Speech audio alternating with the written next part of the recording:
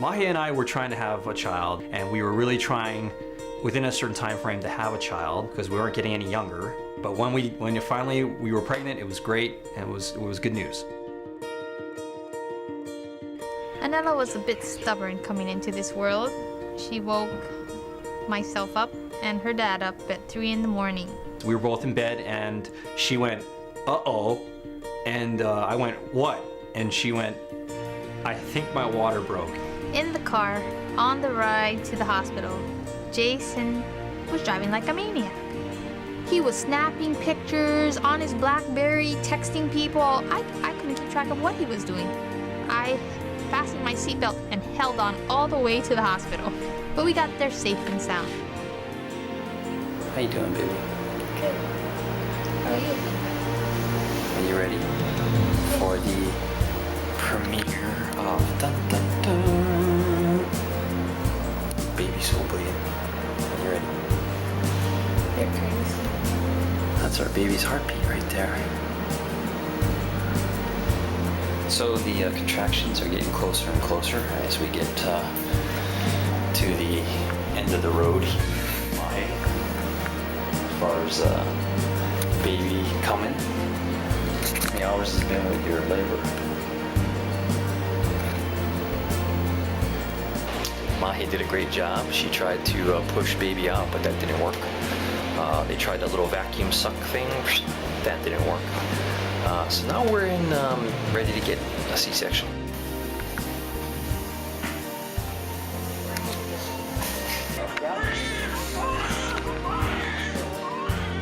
It was a relief to see her crying and moving and breathing. So it was an amazing feeling.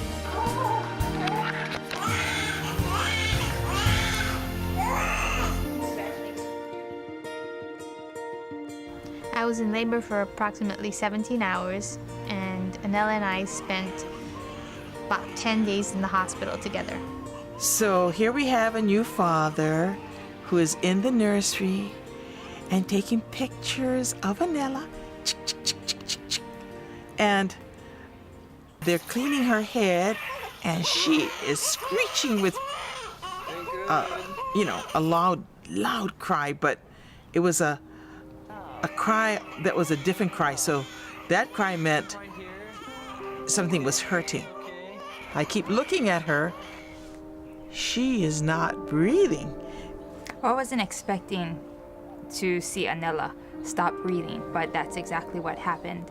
Anela's dad, Jason, went ahead and was very assertive and moved forward with getting Anela looked at.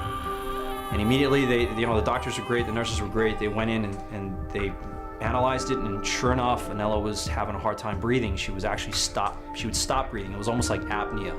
Together with the difficulty breathing and slow heart rate, we were trying to figure out what was the cause of that. So her pediatrician, Dr. Wilkinson, ordered a CT scan of her head. The CT scan of her head showed a small fracture in her right parietal skull.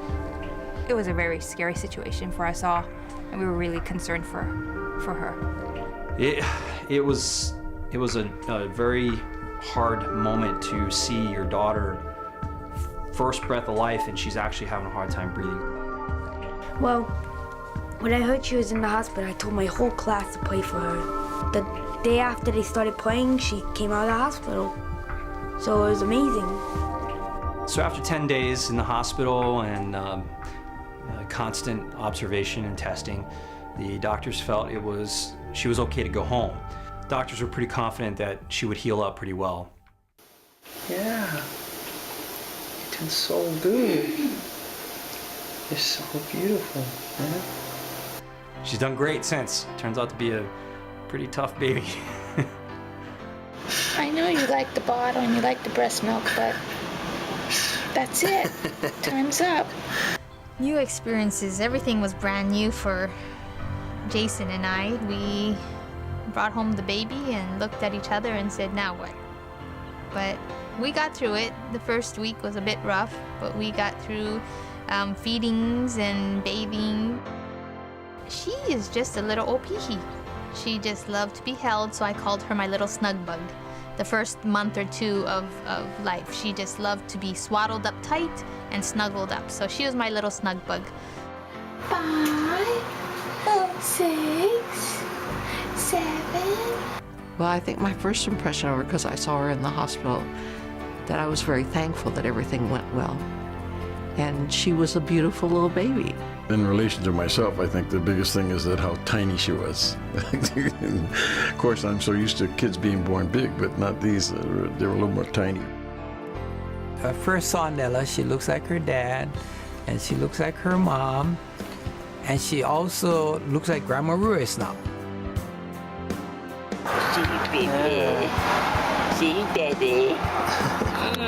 Someday Anela will be able to get this. I believe that she's beginning to take up the looks of her mom. And not only do I think she looks like her mom, I think she'll start having the gracefulness of her mother too. Anelalani looks like Jason. I said she looked like Jason from her ultrasound. She has this pointy nose. She has Jason's nose, mouth, and chin. Anelalani in the beginning looked like Jason, but she's starting to look a lot like her mommy. Well, I actually think she looks like me, her favorite auntie, Auntie Dolly. And the reason for that is we share a common Nduha trait, which is our beautiful ears. They're cute ears. They're the ears she's meant to have. I look at her eyes, it looks like Grandma Anduha, because they used to call her Akuli eyes when she was very small, so her eyes are very big. The baby is tall like Jason, and the baby looks like Jason, but she has Mahelani's eyes. When she first popped out, swear to God, she looked like Mahe right off the bat. But as she's evolved, her nose and mouth area have definitely taken on from my side of the family, but her eyes are truly Mahe. Well, she has metamorphosized into a beautiful butterfly at this point. She loves to explore. She loves to touch and feel things and make her way around the house. She's like a very excellent vacuum cleaner. The smallest, tiniest speck, she'll locate it, identify it, and suck it up. And that's problematic. She's an independent girl. She want to do what she wants. She's not too spoiled yet. She likes to talk softly. I think she's trying to sing hello or something. Nella's first word, there's some controversy here on exactly what that is. If you ask my sister-in-law, it was hi. I actually heard dada, a true dada, and I recorded it.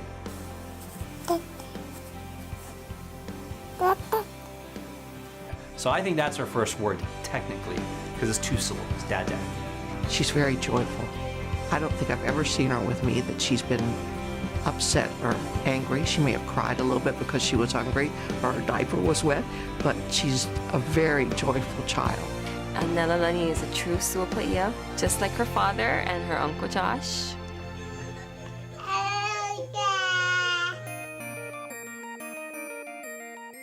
She is a social butterfly. I take her out in the stroller. We go to the mall sometimes. She's sitting up, waving hi to everybody, yelling.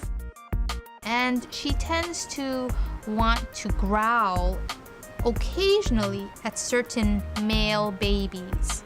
But I have noticed that similarity with her father. She's very determined. She will keep going at something over and over again.